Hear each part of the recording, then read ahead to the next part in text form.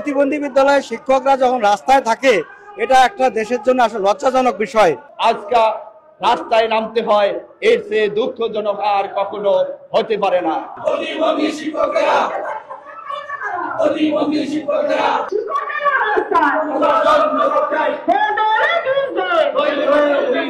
দীর্ঘ 2 যুগ ধরে প্রতিবন্ধী বিদ্যালয়গুলো বাংলাদেশে পরিচালিত হচ্ছে।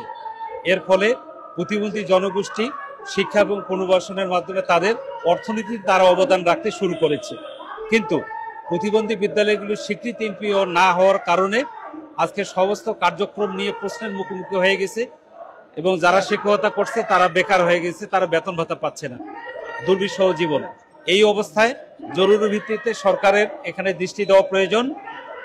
56,000 শিক্ষক কর্মচারীকে বেতন ভাতা দেওয়া জরুরি প্রয়োজন।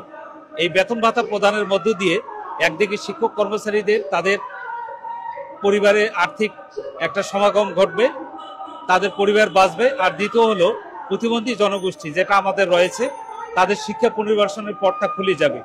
তারা শিক্ষা পেলে এবং পুনর্বাসনের জন্য তাদের যে পুনর্বাসনের যে প্রক্রিয়া এর মধ্যে দিয়ে গেলে এরাও অর্থনীতিতে অন্তর্ভুক্ত হবে। সরকারের জরুরি ভিত্তিতে এটাতে দৃষ্টি দেওয়া দরকার এবং অবিলম্বে এমপি এবং স্বীকৃতি দেওয়া প্রয়োজন।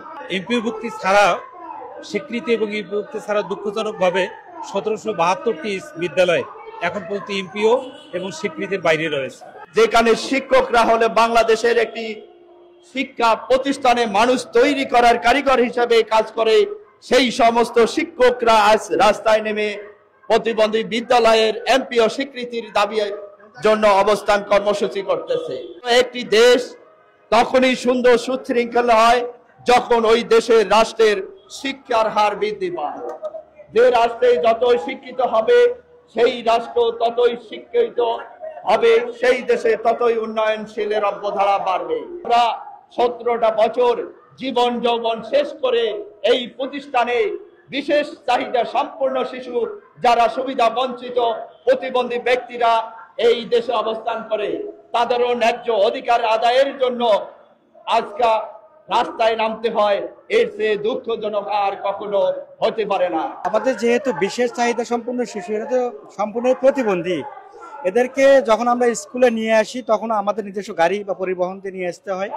তারপর দেখা যায় যে দুপুর পর্যন্ত আগে তাদেরকে খাওয়া দিতে হয়, এটা নিজস্ব অর্থ হয় না।